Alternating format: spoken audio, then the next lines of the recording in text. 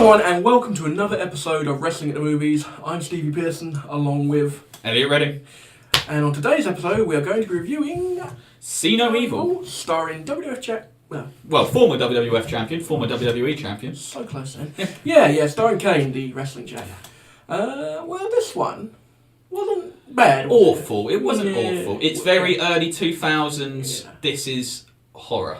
If I remember correctly, this was their first release they done. This didn't draw great numbers opening weekend, but it did make its money back later. I remember them saying at a press conference that most horror films don't tend to draw at cinema. They make more money off getting rented out on streaming services and like DVD buys and stuff like that. So I've always thought horror films weren't designed for cinema anyway. I've always thought they were more of an intimate thing anyhow. I think with especially with horror films, definitely in the movies, as someone who has worked in a cinema, you either have to be 100% scary because you have one funny scene in there or anything that someone can take in a funny way, and it takes one prick to shout something out. Yeah. And it ruins it for everyone else in the whole screen. Yeah. Well, this one, I don't think anyone's shouting anything out other than, can I have a refund, please? I don't know, because it starts off good. Yeah. Like the opening of the film is the police get called to a house. Two cops. Two cops walk in, and there's just a lot of religious memorabilia. I don't know if that's the right word. Religious symbols, I guess. Paraphernalia. That's the one. Yeah, a bong and a crucifix, they're in the same fucking category. Yep. Police turn up at this house. It's in Australia or Queensland or some sort of place, isn't it? So. Is it? It's America. The whole film's set in America. Really? Yes. Okay, fine. It's in LA. Okay, fine. I'm pretty sure. It's in Los Angeles then. Police turn up. They enter this house. There's a woman screaming. They're trying to find out what's wrong with her. At first, you don't see what is wrong with her. You just see one of the cops' reactions, like, "What the fuck is up with you?" Kane then shows up with a ruddy big axe. Oh yeah. Takes out one of the cops. Lumberjack Kane. Yep, Lumberjack Kane. Then he takes out He cuts another cop's arm off. The cop then shoots him in the head. That's him sort of taken out of it. Then we find out the girl's missing her eyes. Oh, yeah, and the fucking slow zoom into the eye socket. Yeah, and that's when you get the starting credits, which I was like, well done. For a film that's connected to WWE, they went all out on this. And they advertised this film like fuck when it came out. Well, we'll cover that a little later, but they did make it into storylines. Oh, God. But, so we have that. So that's the intro to the film. That sets things up nicely. I always think with horrors, especially, well, with any film these days, I always think with horrors you need to have a kill kind of from the off, basically. Yeah. To get the audience invested. It seems to be horror films or horror TV shows, and then what you can do after that is you then, while the credits are rolling, like who made the film, the actors are in it, that's when you can give the backstory. Like in this case, they do it with like news stories about that same house that the police get called to, because that's when you see one of the cops survive, even though he's lost an arm. I think it's lifted more or less straight from House of a Thousand Corpses. Yes. Or Devil's Rejects, basically. House of a Thousand Corpses' worst, Devil Rejects is the second one. There's not a lot of originality in this film. But no, it's cookie cutter horror, point A, point B, to ending. But it's not terrible either. But there's not much you can do with a horror film. You have to go fucking way out the box, like Hereditary or something, to do something new. Yeah. Cuts to then after that is you meet the so-called fucking teenagers who are all actors in their fucking 30s. Yeah, they're all in the 30s, or at least the late 20s. We have the standard horror film trope characters. Then we get to our location, which is a sort of disused hotel. We also do see that the cop who had lost his arm in the beginning has now been demoted, or I guess couldn't be a policeman anymore, so now is a juvenile prison guard or corrections officer, I think would be the term. Yeah, he's definitely handicapped. Has a fake arm. Like, I was hoping it'd be like long sleeve, folded all the way up and pinned, just to make a proper point of it. And then, because two of the girls do make a point later on, saying, I bet he jerks off with the fake hand. The thing with it's weird, isn't it? Like, you get someone who's got a wig, you sort of go along with sort of, because it's sort of somewhat convincing. With a fake arm, it's like it's not really quite sort of. Where we live, there is a random bloke that walks around in a leather vest. Who has a fucking hook. Yes. He has attachments. Yes, like Mel from The Walking Dead. Yeah. After that, we get, I don't know, was it a CGI building or a matte painting? It's not very real. It's blatantly not a real building. Oh, yeah. You can tell they found a couple of sets that we've been used for different film for. We'll claim these. Sure. We got our first sex scene with two cockroaches. Yes. Yeah, if you're into that. They probably went further than any of the other sex scenes in this fucking show. Golf Girl's quite hot, I've got written here. Yeah. You get past the scars and the cutting, you'd probably be alright. Yeah. Shower scene rape attempt. Oh, here we go. I knew I'd mentioned this somewhere. Oh, really? He seems to be a topic that comes up in a lot of our film reviews. It does. You should hear us off camera.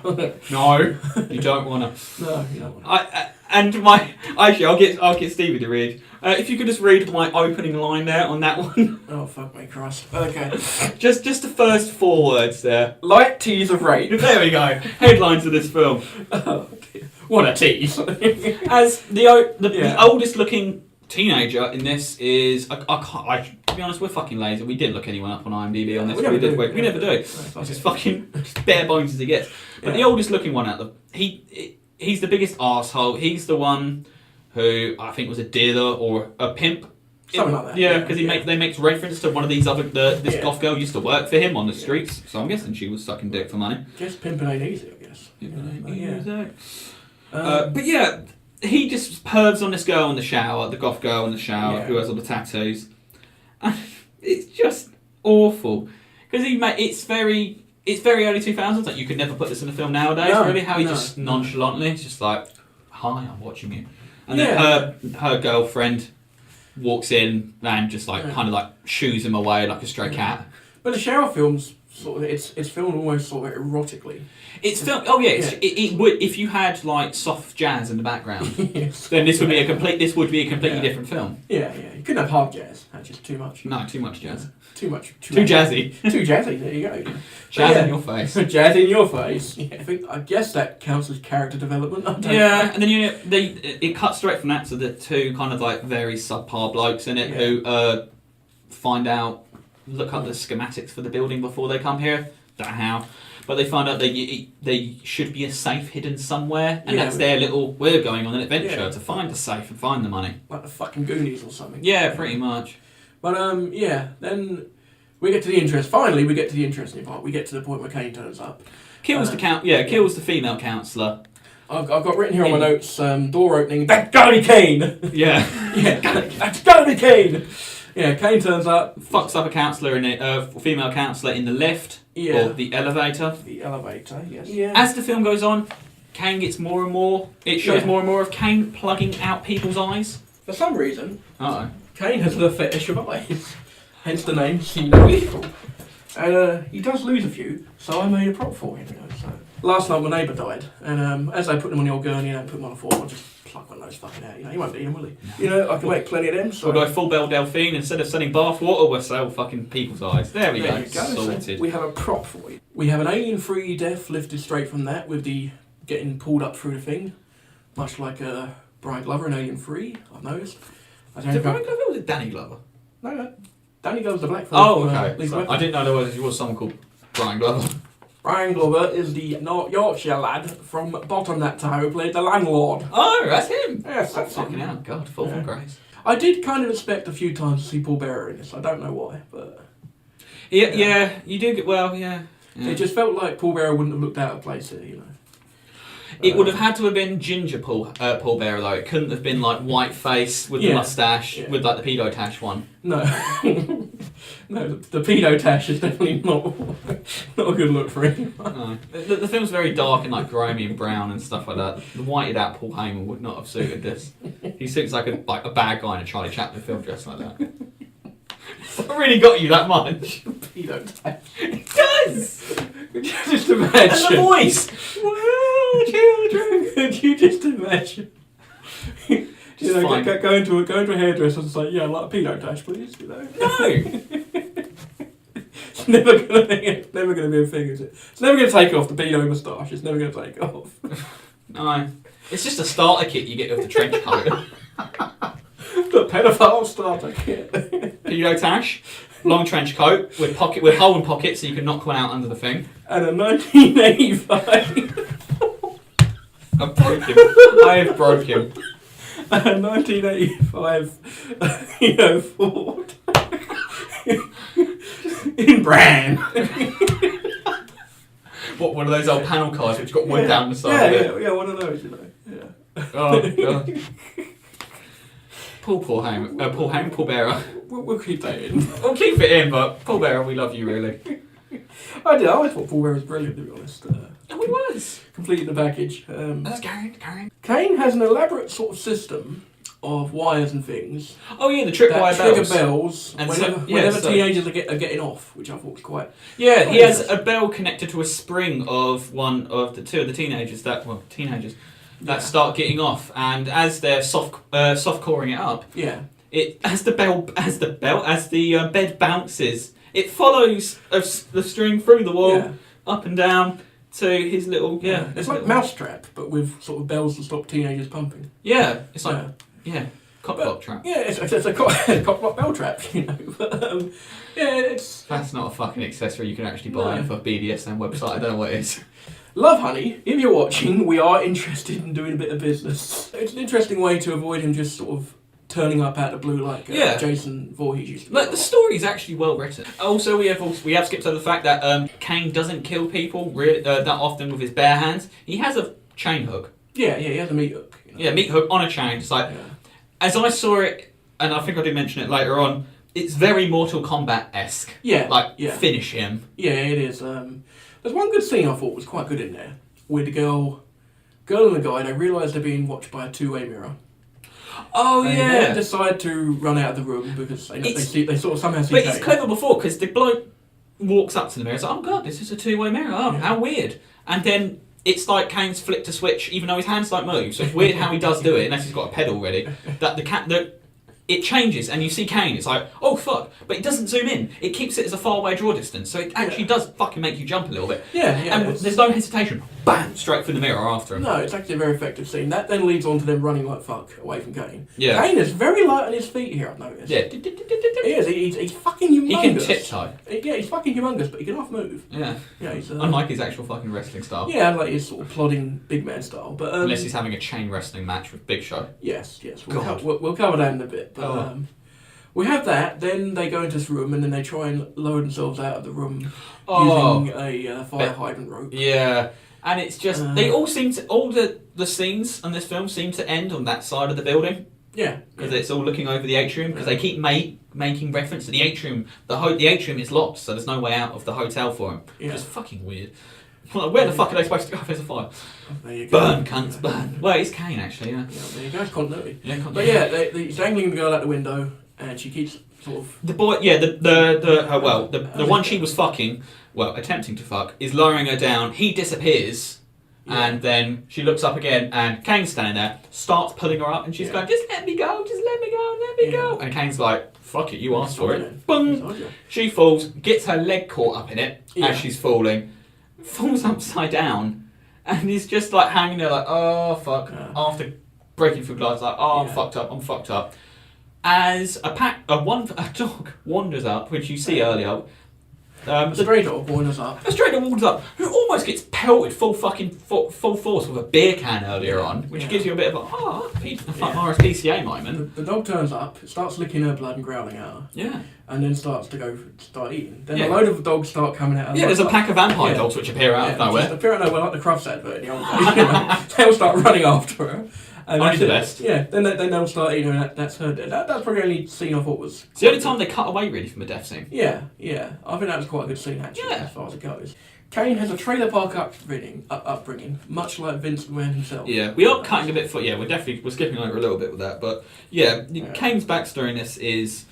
First you think, oh, he's a cunt, he's the bad guy, blah, blah, blah. Yeah. Turns out, and then it cuts to him, and he's always in a cage, he's in a cage as a teenager. It then has random shots to porn.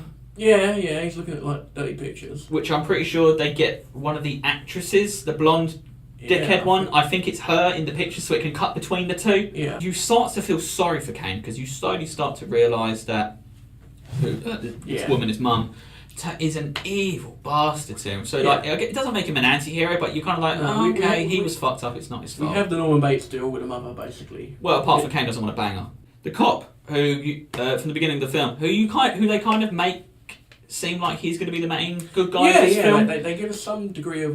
They hear some noises upstairs. Yeah. The elevator opens by itself and there's no one there. They get into the elevator to go up to the floor to make sure the kids are alright. The blood and the hair from the first woman is still... The first counsellor is still connected to the top, so it drips down onto these people, which is grim as fuck. Very clever shot. And then it goes into them walking through the corridors. They come across one of the other teenagers that's been like stalked by Kane, and fucking this cop just gets pulled up through the fucking ceiling. Yeah, again, he gets the Brian Glover ending, doesn't he? Yeah, that's what we made reference to. Yeah. But like, oh shit, okay, he's not going to be the main person anymore. No, that's kind of him took it out entirely. Yeah. Girl from the shadow with the religious tattoos, who Kane doesn't kill, who knocks out and kidnaps. As I've written down here, girl wakes up in Kane's version of a red room. Yes. In a cage. With a couple of dead bodies, like, just spliced around for the fun of it, with rusty tools with blood on, kind of just, like, splattered around to make it look even scary. He has not been to B&Q lately, I know that much. No, it's all handmade. Yeah. Like, he could just wear glasses and, like, just a beanie and can call himself a hipster, and this is art. Yeah, he's going for the artistry of it. The artistry of the murder, you know. But yeah, so we have that. We're at Kane's lair, bit of a dump. I think what they did very well is Kane says fuck all. Yeah, Kane. It goes back to Kane in a mask, like not tag team, like the full mask, not when he's tag teaming with Rob Van Dam in 2002 kind of shit. This is back when Kane full mask, when he's not using the weird fucking throat thing to talk. I'm set myself on fire kind of shit. But it's all body language. Yeah, Kane. Which he is good at. And Kane is a massive bloke. God, and in this he's packed on a shit ton of muscle. Yeah, he's bulked. He is, and obviously filmed in a way to represent that quite well because he is a fucking. It's all up. The camera angles should be all him from below, so they're looking up to make him look taller, which he is. He's like he's a legit 7 foot. They're giving him the Gandalf effect, haven't they? Yes, he looks even bigger than he actually does. You have to say, But Kane looks the part. He doesn't. I think he maybe says 1 or 2 words throughout the entire thing, and the rest is grimacing and grunting and pulling faces. He doesn't even. Yeah, you get a couple of if he gets hurt, but that's about it. Yeah, it's a long way from the 20-minute monologues opening Raw every week. Yeah. So the girl wakes up in Kane's version of a red room. Yeah. 2 other people who have managed to survive so far. They come in, try and save her, fuck off again because they hear Kane come from the opposite room. Yeah. Then one distracts while one of the other girls gets the other one out of the cage. Poor other bloke, who was one of them that was looking for the safe in the first place, after finding it, saying, "Oh my god, we were right, there was one here," even though it's empty, because all the money is stapled to the fucking wall. Yeah. He gets trapped up and gets killed by getting crushed up against the safe, behind the safe that he was trying to find, which I thought was kind of nice. It's like kind of a round story for him in a sense. Yeah. Dies the hero trying to save the 2 girls, but also the only reason we know about him is the reason that he dies.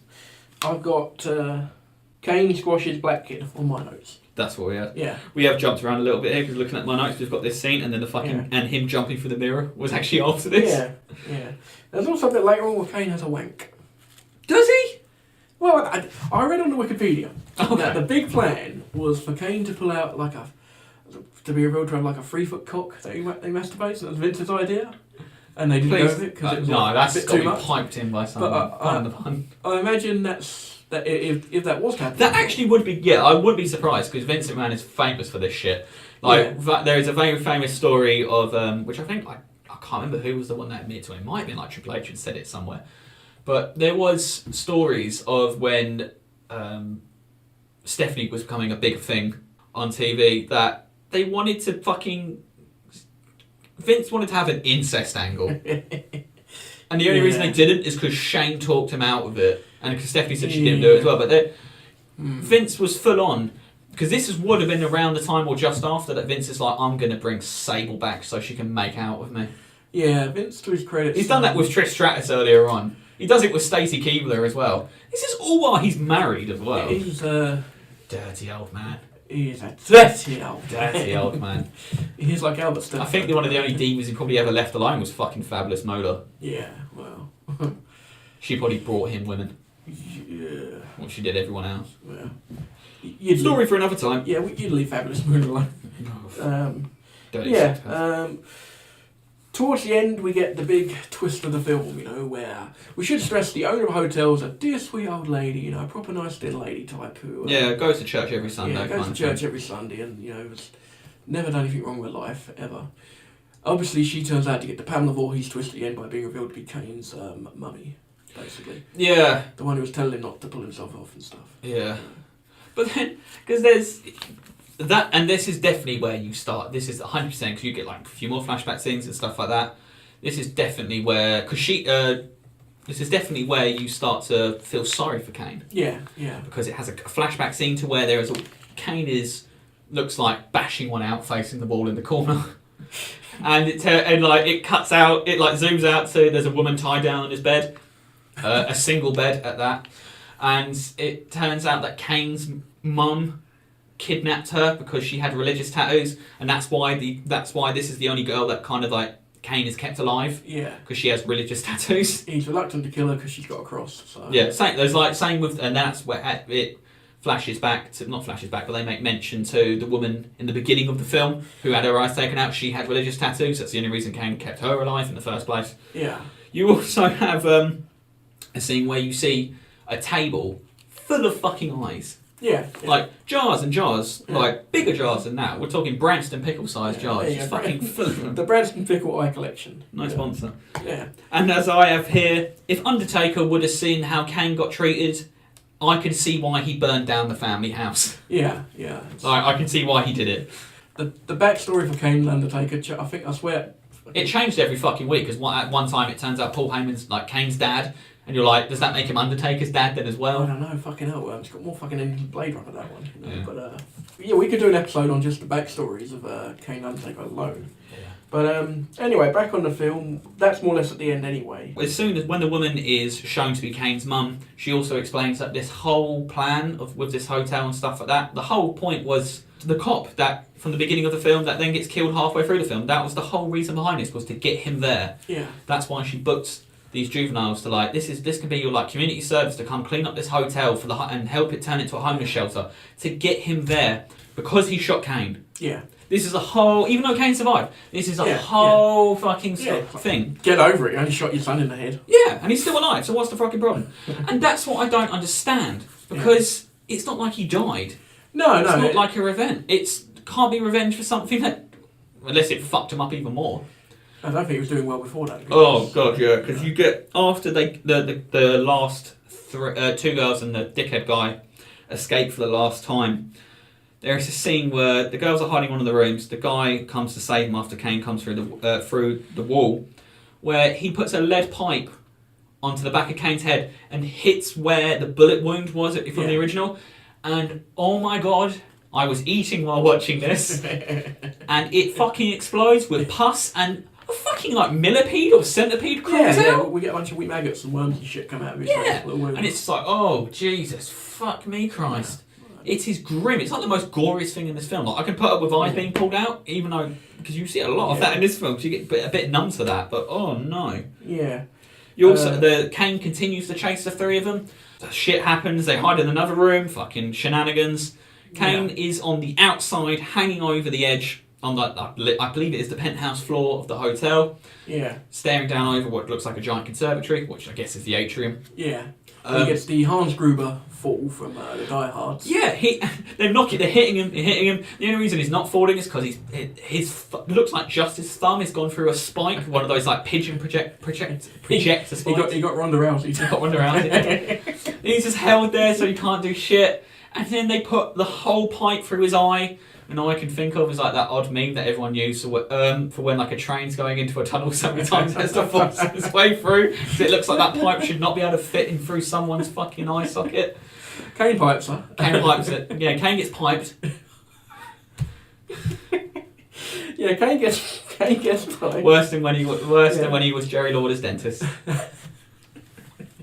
Actually, no, Jerry Lawler was into younger girls, not boys. So. Kane gets a cavity search. Through the head. Falls down. He falls down. And then comedy bumps. Comedy bumps like Homer Simpson. Yeah, when he can't find boom. Looks like he hits his balls on a chimney and then fucking falls through the conservatory. And then I believe they have a Mortal Kombat scene, again X-ray, of it showing his heart, showing another spike going through his heart. It's like, I think we got the point, he's dead. Yeah. However, there's a fucking sequel. Which we will have to do just for the sake of it. And then you get the and then we got Mortal Kombat X-ray. They have to go back into the original room because Kane's mum has the keys to get out the hotel, so I don't know why they really had to show that, because that's like a 2-minute scene where just he's killed her, by the way, we've got to mention that. He kills her off. Kane kills her for some reason. Kills her off and it's like, I've had enough. And you think, oh, he's going to turn like another page and he'll be fine. He might be not a good guy, but he might see the error of his ways. No, they're going to turn Kane babyface again. Oh, fucking hell. But yeah, so that's kind of in this film. Now, if I remember correctly, it comes to their films now, they don't really do much to promote them. They just give like one promo, maybe a page here moment, but that's about it basically. But they don't do a lot to promote them. But No, they do not. they did for this film, as it was their first one. I think this is because if being in the early years of WWE Studios, they didn't realise how much of a money pit this was going to be. No, but if I remember correctly, they promote this by Kane and Big Show are a tag team for the fucking 100th time. And That was biggest. Oh, no, I that was the other think they're going to win the tag belts, or they've got a tag match coming up. And Kane all of a sudden starts to hear voices. And the words he keeps hearing is the words May 19th, which apparently that seems to upset him. And anytime he hears May 19th, he goes completely psychotic. Yeah. Big Show's his great mate. He's the big lumbering friendly giant this week. And Big Show's like, come on, Kane, what's up, mate? Well, what's going on? Tell me your troubles, lad. Tell me your troubles, mate. I'll help you. And Kane's just like, don't ever say the words May 14th. And of course, Big Show does in that sort of stupid way that's like, ooh, what's wrong with May 14th? Good year, good day. Kane beats him up. They have a match on pay-per-view. Oh. And again, like, they've done it about 1,000,000 times. But in this one, instead of just being two big lumbering fuckers knocking the shit out of each other, Big Show decides, because he doesn't want to hurt his mate, because he cares for him so dearly, that he's not going to knock him out or anything. Or be, they have a chain wrestling match, don't they? God. Was it this match? Was the chain wrestling one? Yeah, Was the pay-per-view one? They go for about 10 minutes of exchanging holds and Armbar, roll through, hammerlock. They don't do anything too exciting. They do very, very basic. It's like as much, it's very like shitty world of sport. Yeah, it's like shitty world of sport, but they're also two great big... Show's the heaviest he's ever been here anyway. Oh yeah, this is what, Yeah, so he's Is it legit probably £500? Yeah, look, genuine £500 for once. And Kane... They're not really used to chain wrestling, to put it like that, so they're not very good at it. But it is a character-defining moment because, Show doesn't want to hurt him, basically. Yeah. I think the match ends in a DQ, and then it gets really strange because another Kane turns up, played by Luke Gallows. Luke Gallows, So, AKA Festus, AKA Luke Gallows, I guess, but everyone knows him now. But he has the biggest fucking ridiculous fluffy wig ever. Oh, it's amazing. To fucking steal from OSW review, you might as well just have like the Kane frizz meter. It looks like Psychosis has just put on a bit of fucking muscle, basically. Cause it is full on to Psychosis level. They have, I think he beats up Kane a few times. They have a match, and it's like, at one point Kane's asked who's under the mask, and Kane says, I know who it is, but he won't say. Yeah. They have a match, it goes about 5 minutes, it's not very good. Well, he just throws him out the back. He throws him through 2 double doors at backstage, and that was the last time they mentioned shit. And it's like, what the fuck? Because Luke Gallows in the fucking early, and when it was still WWF and stuff like that, was supposed to come in as Brother Luke to be the third person of Brothers of Destruction. Something like that, but... In the end, it goes absolutely fucking nowhere. No. And then it gets revealed that May 19th was the release date for the film, and once that date's over, Kane's alright. Kane's fine. Yeah, he's fine, he's cooled down. However, the one saving grace of this whole entire mess was on one time on Raw, Snitsky, of all people, has a date with some girl. And he's going backstage and he's like, we can go see my friend Kane's new film. I killed his baby once to give him a miscarriage, but we're cool now. And the baby punt of doom. There you go, the baby punt of doom, which we'd all sadly forgotten about. No, that's going to stay in memories of wrestling fans for years. That was the entire... Because it wasn't his fault. It was not his fault. It wasn't his fault. But that's the highlight of the entire thing, I think, was that one little segment there. Yeah, and the only other thing I have written down about this film is it has the most cliche of fucking ending lines. That the three of them are walking out, the two girls, the lesbian couple, and the douchebag one who was the original one spying them in the shower, which is fucking weird. Probably shouldn't have survived. Yeah. He's turned face now, so it's fine. Oh yeah, it's fine. He's going to get a mania push. You're okay to tease rape as long as you're nice about it later. I think that just sums up WWE in fucking general. But then they're walking out, and it's just the cliche line, you didn't have to come back for us. And he just looks at, doesn't even look into the camera, he's just walking down the stairs and goes, I didn't want to have to walk out alone. End credits. The fuck is that? That is literally the scriptwriter. And I sat there and thought, you know what, I need a coffee, I better finish this. No, I know they made a second one, and I kind of do want to watch it, just to see how they fucking bring him back to life. Because I'm assuming it's going to be in the morgue, and it's like, he becomes the undead at that point. It's the only way it can be. But it's like fucking Doctor Who and the Master 1,000 fucking times, isn't it? You can't kill the guy. But it was just a fucking... It's just... Because I skipped through the credits thinking, there might be an after credit scene of just like Sure. Kane like hand twitching, or he might sit upright like the Undertaker, just pull a spot like that out of nowhere, but it doesn't happen. So I'm curious to see how they do turn this into a sequel. I think they left it at 2. I think. Yeah, they learnt their lesson at 2. They learnt their lesson at 2. Fool me once, shame on me. Fool me twice, shame on you. Yeah. Yeah, it wasn't good anyway.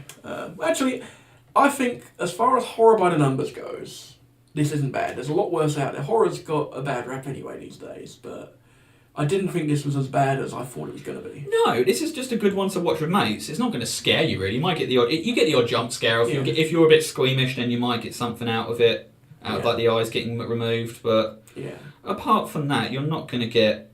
No. It's just alright. It's a solid 6 out of 10. Yeah, it's a solid 6 out of 10. But Kane's had a hard life anyway. Let's be honest here. He's had some pretty nasty things going. Oh, Katie Vick. Yeah, Katie Vick. His unborn child, his demon seed child that he had with Lita, so he was... Rape baby. Rape baby. It is. I'm pretty sure. If not, Lita just cucks him for most of it, because he's like, she flushes the ring down the toilet and stuff like that. He's like, no, like digging at it like a fucking dog, like digging out a fucking backyard. It's like, come back. Yeah, the whole storyline starts. Or like the awkward kissing scene that he had with her at one point is just like, that's just like licking her face. Ugh, it's like licking a peanut. But Right, yeah. I will ask you the question now. Favourite Kane storyline? Oh, fucking hell. I will say mine, just to give you a bit of time to think. Mine has honestly got to be the one with Shane McMahon. The one from like the ambulance match at Survivor Series. Because the simple fact, do you remember he electrocutes his balls? Yeah, it's the only interesting thing I was in Shane McMahon. But then Shane, because it's a good match. Because it's a half decent match because Shane can just do his crazy spots. Like he does the clothesline off the ambulance and shit like that. I remember one time, in that particular one, Shane gets he gets hospitalised, and Kane goes looking for him in a hospital, and they come back after break, and there's all these doctors and stuff and medical personnel, and they're all unconscious, locked around. It's done like a horror film. So it's like Michael Myers has come back, and Loomis has gone looking for him, and he's found in a hospital, and it's just dead bodies everywhere. Yeah, well, it's better than when Kane first in a mask and comes with just like a fucking Bed Bath and Beyond towel over his head at all times. And he had a black face, didn't he? First time, dirty face. Yeah, he had a black face. He blacked up, which was obviously why he didn't have his back. It's like we won't hide in secrets. Just probably a bit of a racist. A bit of a racist blacking up on telly. Like Piper Nuts. Can we just cut in the scene there from a bit of what was it? Mitchell and Webb look. It's like, if you blacked up again, if I want to black up, it's my choice. But yeah. I think it's got probably his early stuff. I think because Isaac Yankov. Oh Demented Dentist. But no, I think the early Kane stuff. He's presented as an equal to the Undertaker, which is a big fucking deal. The Undertaker was scared of him. Yeah, the Undertaker sort of carrying off from him. Yeah. But they built him up because I was always under the impression. I remember reading one of the magazines that Kane was only supposed to do the one match with Undertaker. Really? What the Hell in a Cell thing? That was supposed to be it? They had one match WrestleMania and he's going to disappear, basically. Wow. But he got over, so they had to kind of keep with him. Well, yeah, let's get him out. Thank God, because fucking Glenn Jacobs before this, before Isaac Yankem, he was playing Fake Diesel. Yeah, Fake Diesel. That's and also, I think he must be one of the longest serving employees, constantly employed. Like he's never been fired. No. He's never quit. He's always just been off because of injury. Yeah. And if you look at it, he's like he's a company man. If the Undertaker is Cheers, then Kane would be the Frasier. He'd be Frasier, so he'd be the most successful spin-off in history. Ooh. Yeah, I think you're right. Yeah. I don't know. Yeah, I can't think of any other ones. There you go. He'd be most successful spin-off of that character. Kane's class. I like Kane the wrestler. Oh god, but you can't. The film wasn't brilliant, but I do rate Kane quite highly. The fact he does. Yeah, I think it's surely the fact he doesn't talk. And he can. It's all body language. You don't see much of him. He's never in a scene for more than 2-3 minutes until the very end. No. It's just like kill, I'm off screen, kill, I'm off screen, and then big chase. Yeah. Because the thing with the Freddy's and stuff was as he had a pun, you kind of started sort of... That was the cheese of it. Yeah, it sort of took the shine off. Whereas with Kane here, they do keep him nice and menacing throughout, basically. Yeah, I don't think he hits a choke slam. Doesn't tombstone anyone. No tombstone. No clothesline off the top rope. No the weird roll. No sidewalk slash about it, isn't it? I think, no? Kane? Hair flick? No, it's Kevin Nash. Yeah. Kane's got about 6 moves, but yeah. Yeah, so I think it's definitely it's not a bad film. Watch with friends and a takeaway. Yeah, friends, take away a few beers, you're laughing. Yeah. Well, I think that's enough from us on See No Evil. We may do the second one in the future, I don't know. Yep, sure, can do. So from me, Elliot Redding. And from me, Stevie Pearson. We'll see you next time. See you at the matches.